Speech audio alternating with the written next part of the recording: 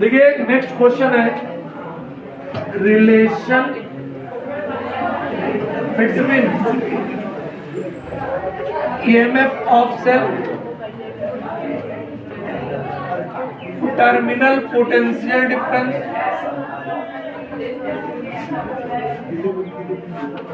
And internal resistance. Hindi में बोलोगे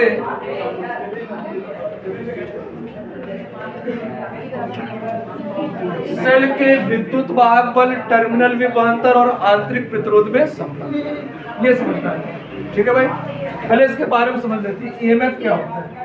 बेटा ईएमएफ एक प्रकार का, ये मान लो एनर्जी है, किसी चार्ज को दी गई एनर्जी जिससे वो चार्ज बाहर के सर्किट में तो चक्कर मार ही ले, साथ ही साथ अंदर भी घूम जाए, यानी कि किसी सर्किट में सेल के बाहर भी वो चल सके और सेल के घोल के अंदर भी। तो सेल के अंदर घोल होता है यानी लिक्विड होता है, उसके अंदर तो वो होता है ईएमएफ। इसका फार्मूला होता है E = W/, ऐसे आपने पढ़ी है, एकांक आवेश को सेल सहित पूरे परिपथ में ले जाने से सेल द्वारा दी गई ऊर्जा, यानी कि सेल क्या करता है, किसी चार्ज को इतनी एनर्जी प्रोवाइड कराता है जिससे वो चार्ज बाहर वाले सर्किट में तो घूम ही जाए पूरा और सेल के अंदर भी घूम जाए। यानी कि अगर कोई ऐसे सेल है बाहर एक वायर लगा हुआ है, यहाँ तो चार्ज घूम ही जाए, साथ ही साथ अंदर भी। ठीक है, इसे हम बोलते हैं क्या, ईएमएफ, टोटल एनर्जी। कैसी एनर्जी, ये टोटल वर्क करता है। बोलो बात समझ में आई। अब अगली चीज क्या है, टर्मिनल पोटेंशियल डिफरेंस।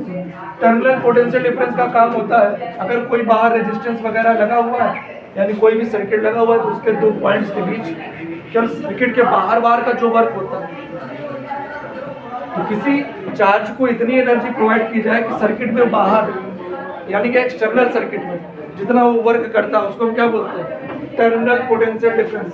टर्मिनल विभवांतर फार्मूला वही होता है, लेकिन ये वर्क क्या होता है, एक्सटर्नल।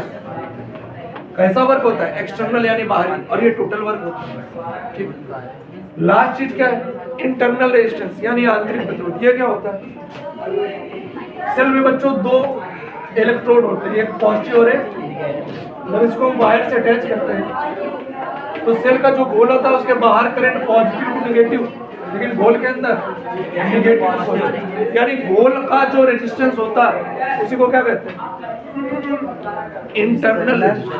कौन सा रेजिस्टेंस, जब किसी सेल के सिरों को तार से जोड़ते हैं तो घोल के बाहर धारा धन सिरे से ऋण सिरे की हो जाती है, घोल के अंदर ऋण सिरे से, तो घोल के द्वारा बाहर बहने वाली धारा का क्या होता है, विरोध। यानी जो ऐसे समझ लो मोटी मोटी लैंग्वेज में घोल का जो प्रतिरोध होता है उसी को क्या कहते हैं, द रेजिस्टेंस ऑफ घोल को क्या कहते हैं, लिक्विड इज कॉल्ड इंटरनल।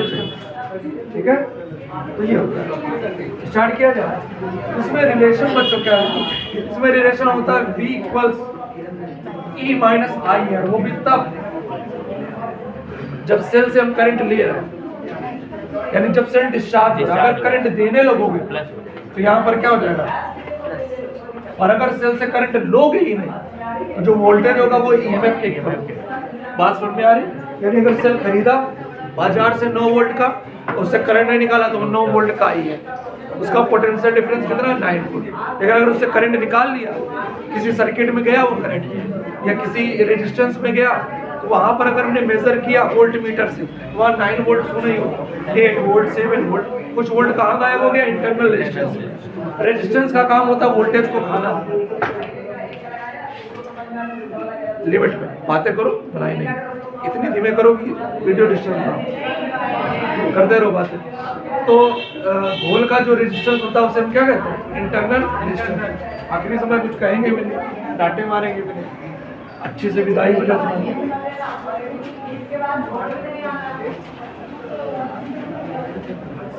ज्यादा जोश में ज्यादा तेज बोलने लगते हो ना तुम लोग, तो देखते हैं ना वीडियो डिस्टर्ब होगा कि क्या। ये प्लस ये हो गया सेल, सेल के टर्मिनल। ठीक,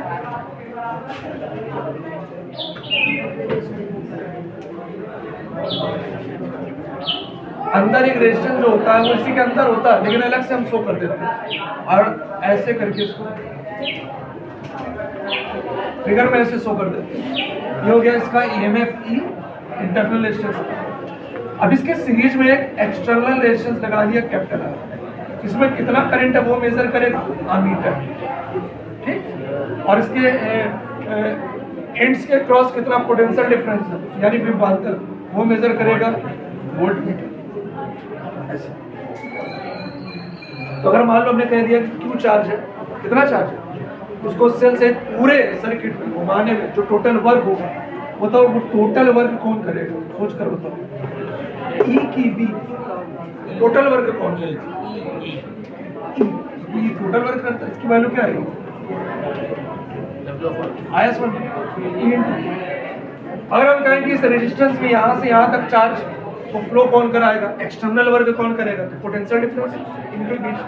यहाँ पोटेंशियल डिफरेंस को ड्रॉप हुआ होगा तो यहाँ पर W जो एक्सटर्नल वाला होगा बाय का, वो क्या हो जाएगा,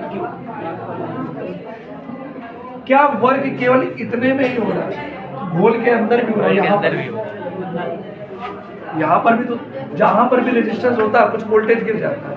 यहाँ वोल्टेज जो था उसने वर्क कितना किया V × यहाँ E × Q, मतलब इसी के अंदर पूरा वर्क कितना है E × Q, external work V × Q, तो इंटरनल वर्क कितना है, उसको हमने मान लिया W इंटरनल और उसको कह दिया V डैश, क्या कह दिया V डैश को कहते हैं विभव पतन, इंग्लिश में बोलते हैं पोटेंशियल ड्रॉप। ड्रॉप का मतलब गिर जाता है, यहाँ पोटेंशियल आकर ड्रॉप हो जाएगा।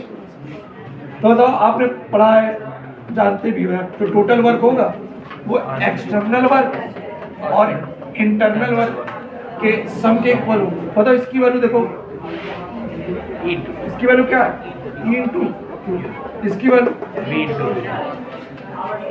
और इसकी V डैश। अब एक बात है, Q कॉमन लेकर क्या हो गया, अब मुझे रिलेशन किसमें निकालना है, EMF यानी E में, V में और इंटरनल रेजिस्टेंस यानी स्मॉल r। तो देखो E तो R, V तो R, स्मॉल r नहीं आ रहा। V का फार्मूला होता I × R, V का फार्मूला क्या होता है, तो ब्रेक किसको करें V डैश, ये क्या बन जाएगा E = capital V plus I। यहाँ से कैपिटल V की वैल्यू बच्चों इधर आ जाएगा V बराबर A - ये तब था जब हमने इससे करंट लिया, अगर इसे को करंट देंगे तो प्लस। बोलो बात समझ में आई, कंप्लीटेड।